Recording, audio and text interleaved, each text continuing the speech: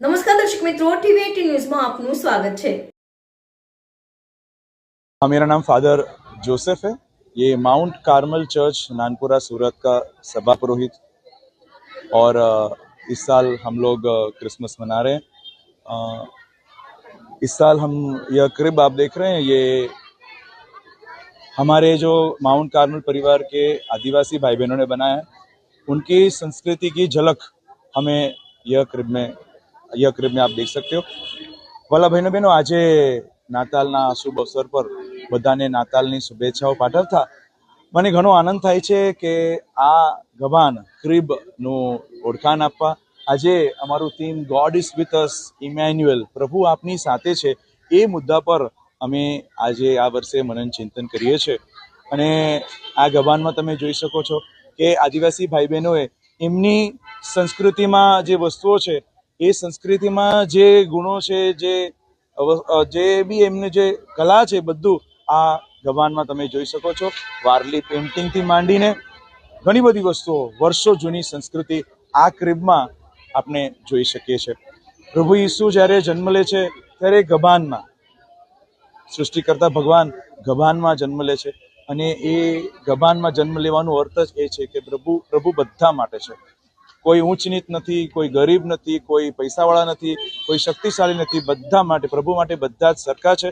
એ આદિવાસી હોય કે બિન આદિવાસી હોય કે શહેરમાં રહેતા લોકો હોય કે ગામડે રહેતા લોકો હોય, ગમે તે હોય, માનવતાને પ્રભુએ સૌથી પહેલા સ્થાન આપ્યું છે। એટલે જ એમને ગબાનમાં જન્મ લેવાનું નક્કી કર્યું છે। સૌથી ગરીબાઈની પરિસ્થિતિમાં એમને જન્મ લઈને બધા ગરીબો માટે, બધા માટે એક જ સંદેશ લાવ્યો છે કે દરેક માનવી સમાન છે અને ગોડ ઇઝ વિથ અસ, પ્રભુ આપની સાથે છે। પ્રભુ આપના દુઃખોમાં, આપના કષ્ટોમાં, આપની મુશ્કેલીઓમાં, આપની દરેક પરિસ્થિતિમાં પ્રભુ આપની સાથે છે। એ જ સંદેશ ગોડ ઇઝ વિથ અસ, પ્રભુ આપની સાથે છે, એ આપે છે। તો દરેક સુરતવાસીઓને, દરેક ભાઈ બહેનોને આ નાતાલની સોનેરી શુભેચ્છી સલામ। I wish you all a very, very happy Christmas to you all. The God who chose to be with us, may God bless you all. ગયા વર્ષે બી અમે આશાનો મુદ્દો રાખ્યો હતો। આ વર્ષે પ્રભુ આપની સાથે છે મુદ્દો રાખીને અમે પ્રાર્થના કરીએ છીએ। આ દુનિયામાં જે અશાંતિ છે, જ્યાં લોકોને, જ્યાં શોષણ થાય છે, અશાંતિ છે, જ્યાં માનવતાનો અભાવ છે, જ્યાં પ્રેમનો અભાવ છે, ત્યાં પ્રભુ ઈસુ પ્રેમ આપે એવી જ પ્રાર્થના અમે 2026ના વર્ષે કરીશું। પ્રભુ આપના જીવનોમાં આવે અને એમના ગુણો આપના જીવનમાં આપે એવી જ प्रार्थना में करिए છીએ। आज मेरी क्रिसमस है। बेसिकली ये हमारा चर्च है, Our Lady of Mount Carmel Church, and ये हर ईयर 25 दिसंबर को मनाया जाता है। आज जीसस क्राइस्ट का बर्थ हुआ था, वो बॉर्न हुए थे इस दुनिया में, तो इसी को हम सेलिब्रेट करते हैं इन अ वेरी ग्रैंड वे। कितने दिन मनाने हैं?